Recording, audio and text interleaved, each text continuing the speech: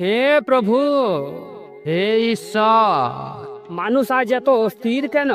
এই পৃথিবীর প্রতিটা কোণে শুধু উদ্বেগ আর ভয়। কেউ চাকরি হারানোর ভয়, কেউ ভালোবাসা হারানোর কষ্টে কাঁদে, কেউ আবার নিজের ব্যর্থতায় নিজেকেই দোষ দেয়। তবুও সবাই একটাই জিনিস খোঁজে, শান্তি। কিন্তু সেই শান্তি কোথায়? বাড়িতে নেই, সমাজে নেই, মনেও নেই। গীতা বলে, সত্যিকারের শান্তি বাহিরের নয়, তা তোমার মনের ভেতরেই লুকিয়ে আছে। যে মানুষ নিজের ভেতরের ঝড়কে থামাতে পারে, সেই পায় সত্যিকারের শান্তি। হে ঈশ্বর, মানুষ ভুলে গেছে এই সহজ সত্যটা।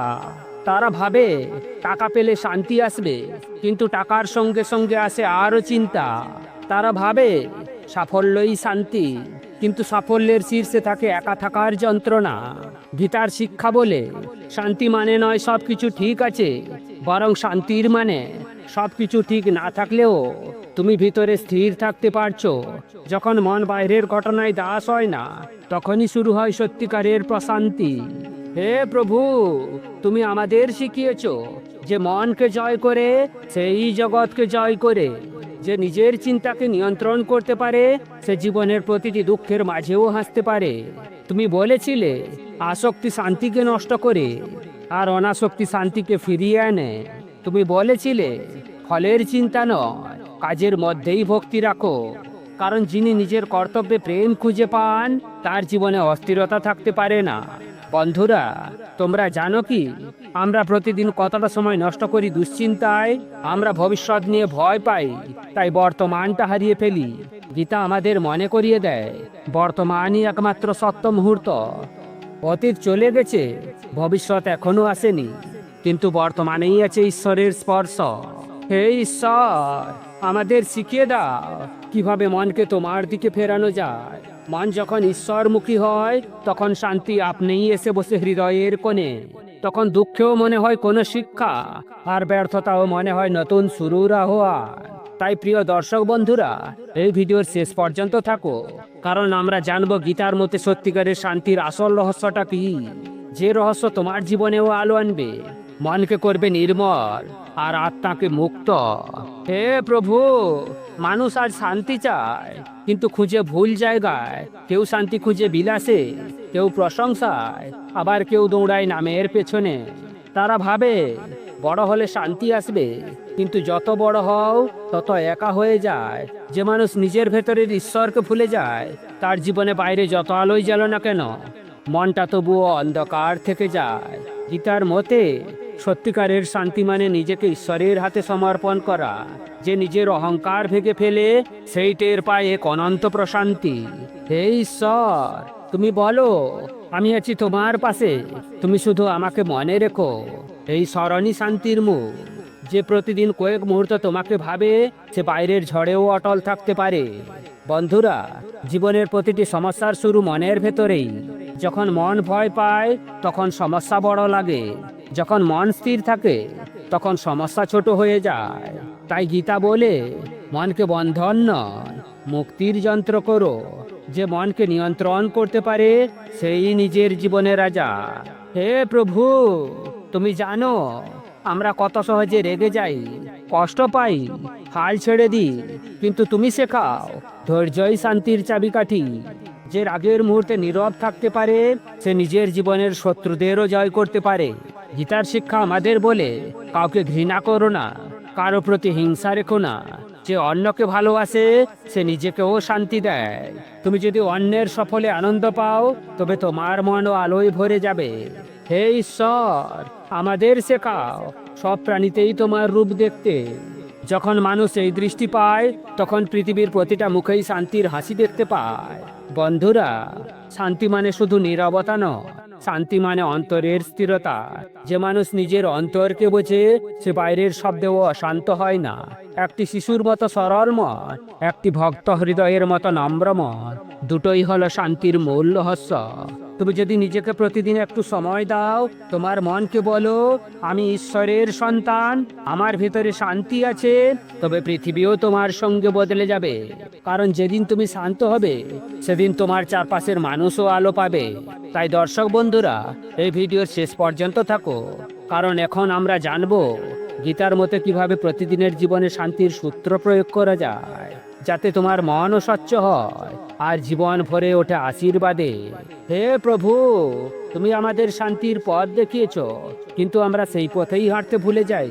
আমরা দৌড়াই পৃথিবীর সাফল্যের পিছনে, তবুও মনের সাফল্যকে ভুলে যাই। আমরা প্রার্থনা করি বাহ্যিক সুখের জন্য, কিন্তু ভিতরের শান্তি চাই না। তবুও কিন্তু এটাই সত্য যে নিজের ভিতরে শান্ত, তার জীবনেই ঈশ্বরের আশ্রয় মিলে। গীতা আমাদের শেখায় প্রতিদিন শুরু হোক কৃতজ্ঞতায়। সকালবেলায় উঠে বলো, হে ঈশ্বর, আজও আমি তোমার কৃপায় বেঁচে আছি। এই একটি বাক্যেই তোমার মন নরম হয়ে যায়। যে কৃতজ্ঞ সে অভিযোগ করে না, আর যে অভিযোগ করে না তার হৃদয়েই জন্ম নেয় শান্তির ফুল। হে প্রভু, তুমি বলেছিলে নিজের কর্তব্যে মন দাও, কিন্তু ফলের চিন্তা করো না। এই একটি মাত্র বাক্যেই লুকিয়েছে প্রশান্তির রহস্য। কারণ ফলের চিন্তা আমাদের অস্থির করে তোলে, কিন্তু কাজের আনন্দ আমাদের মুক্তি দেয়। যে ফল ছেড়ে শুধু কাজ করে, সে মন থেকে ঈশ্বরকে অনুভব করতে শেখে। বন্ধুরা, জীবনের প্রতিদিন কিছু না কিছু ভুল হবেই। মানুষ নিখুঁত নয়, আর জীবনও নয়। তবুও গীতা বলে, নিজেকে দোষ দিও না, শিক্ষা নাও। যে নিজের ভুল থেকে শিক্ষা নেয় তার মন শান্তির পথে এগোয়, আর যে নিজের ভুলে আটকে থাকে তার মন চিরকাল অস্থির থাকে। শান্তি পেতে হলে ক্ষমা করতে শেখো, শুধু অন্যকে নয়, নিজেকেও। হে ঈশ্বর, আমাদের শেখাও নিজের প্রতি একটু দয়া দেখাতে। যে নিজেকে ভালোবাসে সে অন্যকেও ভালোবাসতে পারে। আর ভালোবাসা যেখানে, সেখানে কখনো অস্থিরতা থাকতে পারে না। দর্শক বন্ধুরা, আজকের পৃথিবী শব্দে ভরা, প্রতিযোগিতায় ভরা, কিন্তু মনে রেখো, যেখানে নীরবতা সেখানেই ঈশ্বর কথা বলে। তুমি যদি প্রতিদিন কয়েক মিনিট চোখ বন্ধ করে নিজের নিঃশ্বাসে মন দাও, তবে দেখবে তোমার ভেতরে এক অদ্ভুত শান্তি জন্ম নিচ্ছে। এই নীরব মুহূর্তগুলোই তোমাকে ঈশ্বরের কাছাকাছি নিয়ে যায়। হে প্রভু, আমাদের শেখাও শান্তির এই সূত্র প্রতিদিনের জীবনে ব্যবহার করতে। আমাদের মনকে এমন শান্তি দাও যাতে আমরা ঝড়ের মাঝেও স্থির থাকতে পারি, যাতে আমরা দুঃখে না ভেঙে বরং আরো বিনম্র হয়ে উঠি। তাই বন্ধুরা, ভিডিওর শেষ পর্যন্ত থাকো, কারণ পরের অংশে আমরা জানবো কিভাবে গীতার আলোয় এই শান্তি অন্যদের মাঝেও ছড়িয়ে যায়, যাতে শুধু তুমি নয়, তোমার চারপাশের মানুষও পায় সত্যিকারের শান্তি। হে প্রভু, তুমি বলেছিলে যে আলো পায় সে আলো ছড়াক, যে শান্তি খুঁজে পায় সে অন্যকেও শান্তি দিক। মানুষ যদি নিজের প্রশান্তিকে শুধু নিজের মধ্যে রাখে, তবে পৃথিবী কখনো বদলাবে না। গীতার শিক্ষা শুধু মুক্তির জন্য নয়, বরং অন্যের মঙ্গলের জন্যও। যে মানুষ নিজের মনের ওপর জয় পায়, সে অন্যের মনেও শান্তির ছোঁয়া দিতে পারে। হে ঈশ্বর, আমাদের শেখাও কিভাবে এই ছোট্ট শান্তিকে বিশ্বজুড়ে আশীর্বাদের বাতাসে রূপ দিতে পারি।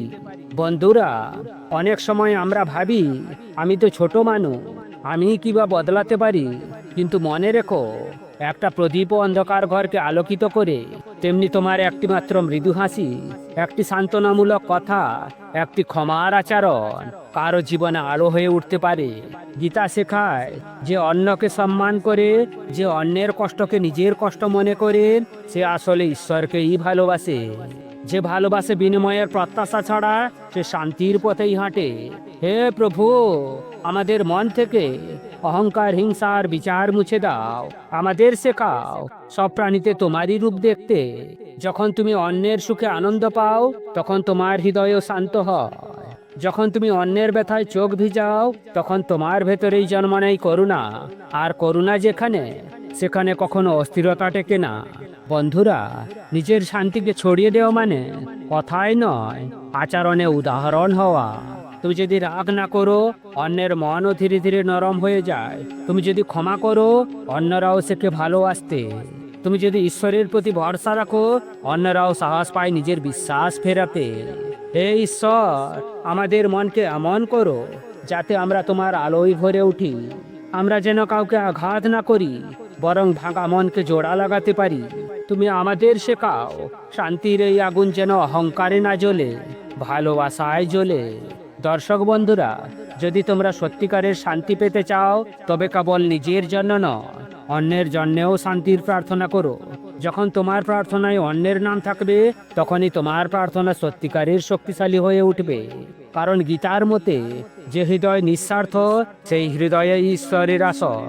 তাই বন্ধুরা, এই ভিডিওর শেষ পর্যন্ত থাকো, কারণ শেষ অংশে আমরা জানবো এই শান্তির সূত্র কিভাবে তোমার জীবনে এক নতুন আলোয় ভরে উঠবে, যেখানে থাকবে না ভয়, থাকবে শুধু ভালোবাসা। হে প্রভু, হে ঈশ্বর, এই জীবন কতক্ষণ স্থায়ী? কেউ আসে, কেউ যায়, কিন্তু মন চায় একটুখানি শান্তি।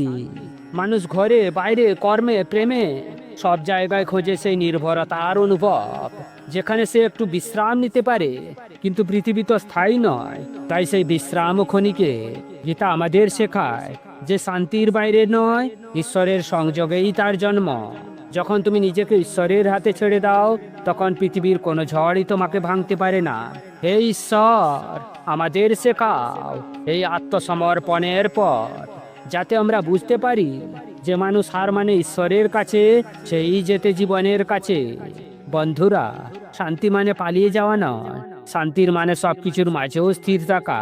যখন চারপাশ অন্ধকার, তখন তোমার অন্তরে আলো জ্বলবে কিনা সেটাই ঠিক করে তোমার অন্তরের শান্তির মান। যে ব্যক্তি নিজের অন্তরের আলোর পথ খোঁজে, সে বাইরের আলোর উপর নির্ভর করে না।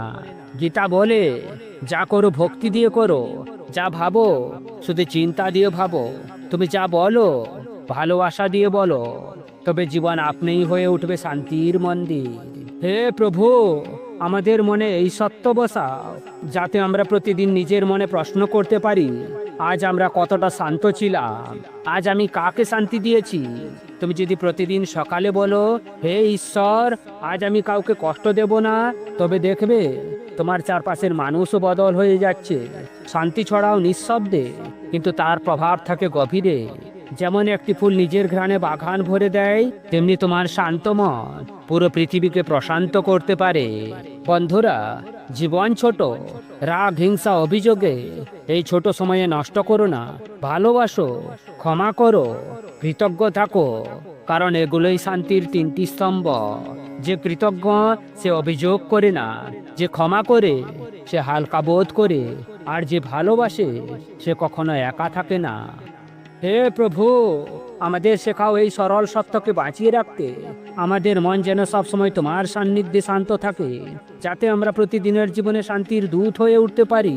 তাই দর্শক বন্ধুরা, ভিডিওর শেষ পর্যন্ত থাকার জন্য আপনাদেরকে অসংখ্য অসংখ্য ধন্যবাদ।